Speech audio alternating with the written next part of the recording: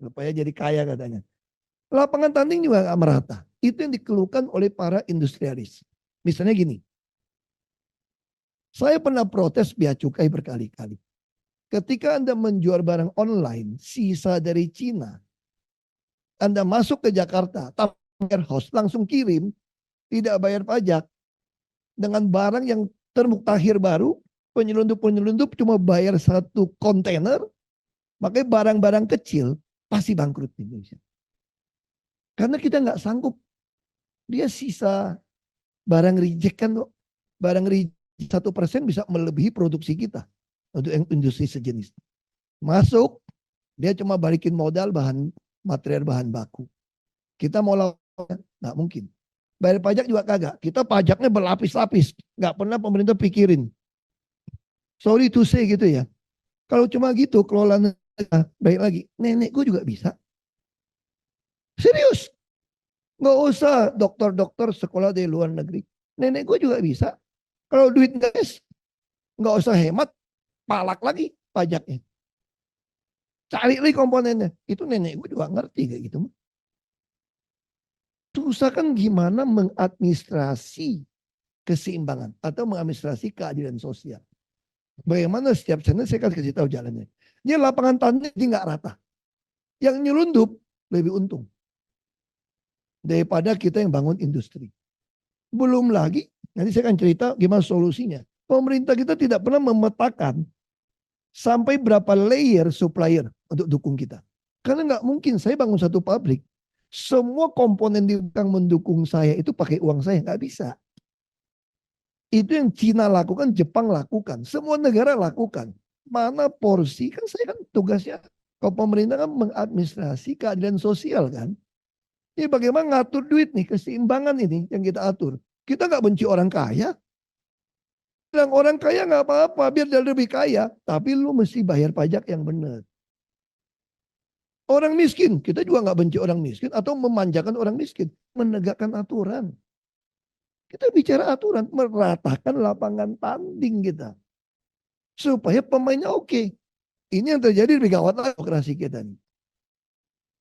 Penguasa jadi penguasa. Penguasa plus pengusaha dia. Celaka. Hampir semua investor asing yang masuk. Kalau Anda pelajari Ultimate Benefit Owner-nya, UBO-nya di atas, pasti ada oknum pejabat atau keluarganya. Dia punya saham. Tadi saya baru makan siang sama bos. Perusahaan besar ini. Makan siang tadi belum ke sini. Ya dia cerita lah, tanya kondisi Indonesia seperti apa. Ngomong-ngomong, aku gak usah sebut nama. Ada yang selalu bilang gini kalau sama saya mah udah umur berapa kali kau cari duit, kau udah kaya. Gak taunya ada bagian juga bos di situ. Begitu ngomong SDA, ada bagian. Hilirisasi, ada bagian. Cek aja. Di luar negeri di mana tuh perusahaan punya siapa. Ada tuh ujung-ujung siapa di belakang. Nah ini semua lapangan tanding jadi tidak merata. Anda kenal pejabat, dikasih saham, kenal orang dalam, Anda dapat perlakuan. Kalau enggak, jangan golden visa, silver visa pun susah kali.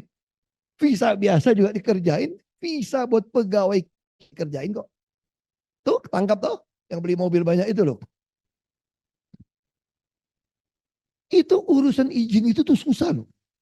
Urusan izin tenaga kerja, belum lagi kirim tenaga kerja kita ke luar negeri, mau dapatin izin itu semua tuh penuh dengan ketidakjelasan. Ini yang terjadi di kita sebetulnya. Baik lagi itu. Jadi gimana caranya? Ini rekomendasi saya ya. Anggaran itu semua harus berbasis, kan namanya juga berdasarkan apa, kinerja kan. Itu harus money follow function. Hari ini bagaimana investor bisa percaya kita ketika dilihat menyusun anggaran kita suka-suka. Tahun depan mau narik 700 triliun untuk bayar hutang. Kalau dalam bisnis, lu udah bangkrut itu. Itu kalau kampung saya namanya itu gali lubang tutup lubang namanya kan. Betul kan? Jadi kalau kita kelola negara seperti ini buruk sekali manajemennya. Nyusun anggarannya ngaco banget. Lalu dipotongin anggaran semua. Ini yang kedua, optimalisasi biaya. Jadi waktu duit nggak ada, bukan potong biaya saja.